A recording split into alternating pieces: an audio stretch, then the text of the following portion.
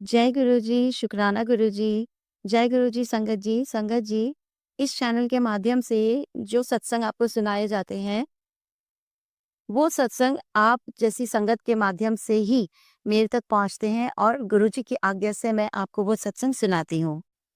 जय गुरु जी, शुकराना गुरु जी। आज का जो सत्संग है, हमें पंजाब लुधियाना से एक अंकल ने भेजा है। अंकल अपना नाम हमारे साथ शेयर नहीं करना चाहते, पर उनका बहुत ही अच्छा-सा एक सत्संग है, बहुत ही प्यारा-सा सत्संग है जो अंकल हमारे साथ शेयर करना चाहते हैं।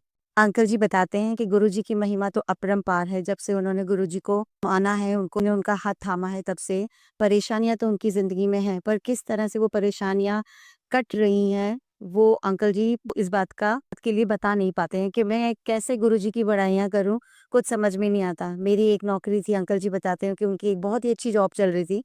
एक मल्टीनेशनल कंपनी में, पर कोरोना पीरियड के अंदर उनकी वो जॉब खत्म हो गई थी और उसके बाद अंकल ने बहुत ट्राई किया पर उनको कहीं जॉब नहीं मिल रही थी।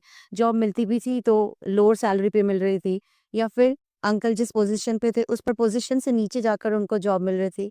अंकल के घर की जो परिस्थितियाँ थी फ़ाइनेंशियली, वो भी बहुत ज़्यादा खराब होती जा रही थी। बच्चों की पढ़ाइयाँ रुक गई थी, घर में रेंट देने के लिए नहीं था। इवन अंकल बताते हैं कि एक हालत तो ऐसे हो गए थे कि उनके घर में खाने तक को नहीं था। हैंड टू माउथ का मतलब जिसे कहते हैं ना कि ऐसा समय आ गया था। पर अंकल ने गुरुजी की महिमा, बड़ाइयाँ और उनके मंत्र जाप को नहीं छोड़ा।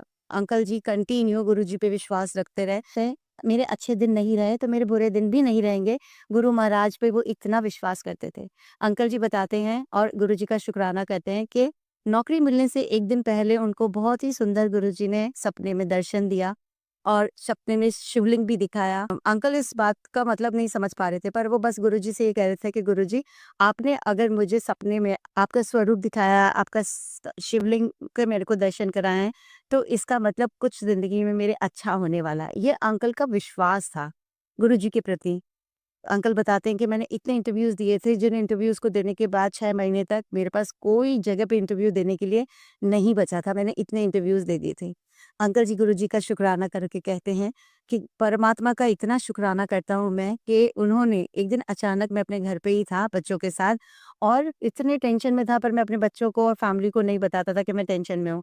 मेरे को जब वक़्त मिलता था मैं गुरुजी के सामने, स्वरूप के सामने बैठ जाता था और बस उन आँखें बंद कर कर दुनियावी बातें तो मेरी टेंशन दिमाग में चलती थी, पर मैं गुरुजी से एक ही सवाल करता था कि कब ठीक होगा सब कुछ? उसी बीच में गुरुजी के साथ बैठे-बैठे ही अंकल को एक फ़ोन आता है और उनकी जॉब के लिए है। अंकल बड़े खुश होते हैं, पर एक है ना दुविधा भी होती है कि भई कितनी बार तो मैं इंटरव्यू दे के आ चुका, अब जाऊँ भी कि नहीं जाऊँ? तो